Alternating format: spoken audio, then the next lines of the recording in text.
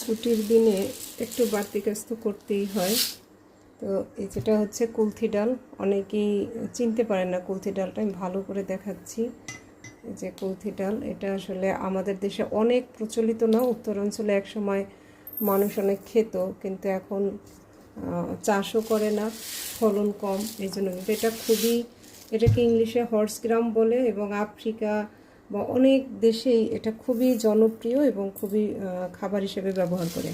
তো এটা মানে উপকারী গুণ অনেক, এটা কিডনির জন্য ভালো। এমনকি বলা হয় যে কিডনিতে যদি পাথর হয়, সে পাথরও গলিয়ে দিতে পারে। তা আমি এটার 1 কাপ পরিমাণ নিয়ে এটা ভিজিয়ে রাখতে হয়, প্রায় 12 ঘন্টার মতো এটা ভিজালে ভালো হয়। তো আমি অত সময় ভিজাবো না, আমি 8-9 ঘন্টা ভিজিয়ে রেখে এটা সিদ্ধ করে খাবো। ডালটাও ফেলে দিই না, ডাল দিয়ে বিভিন্ন রেসিপি করা যায়। তো প্রথমেই এটা আমি ধুয়ে নেব।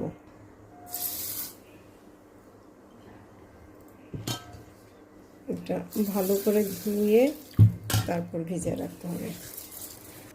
এই যে ডালটা ধুলাম, এই পানিটাও কিন্তু আমি ফেলে দিব না, এটা হচ্ছে আমার ছাদ বাগানের যে গাছ, তাদেরকে খাওয়াবো।